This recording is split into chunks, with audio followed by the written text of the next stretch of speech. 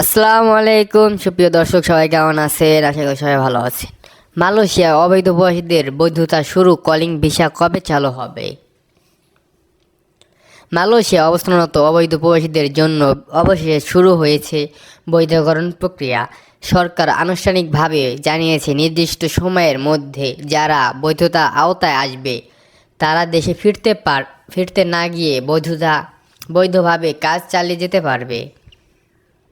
Immigration বিভাগের পক্ষ থেকে জানানো হয়েছে, এই বৈধতা প্রক্রিয়া অংশ নিতে হলে কর্মীদের বৈধ পাসপোর্ট, আগের ভিসা কপি এবং নিয়োগকর্তার সমর্থনপত্র জমা দিতে হবে।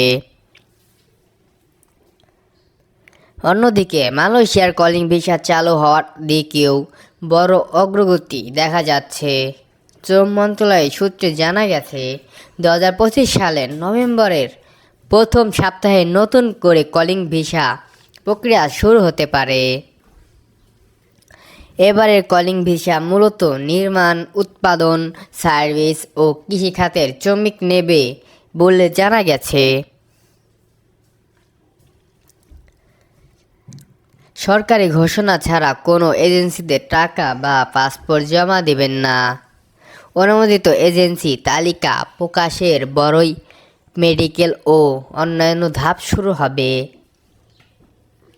মালয়েশিয়া যারা বৈধ হতে চান, এখনই কাগজপত্র প্রস্তুত রাখুন।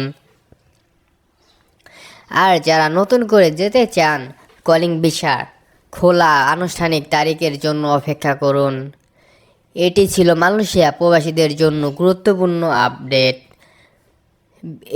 এই ছিল আজকের আপডেট। পরবর্তী আপডেট পেতে আমাদের চ্যানেলটি সাবস্ক্রাইব করে পাশে থাকুন এবং লাইক, কমেন্ট, শেয়ার করে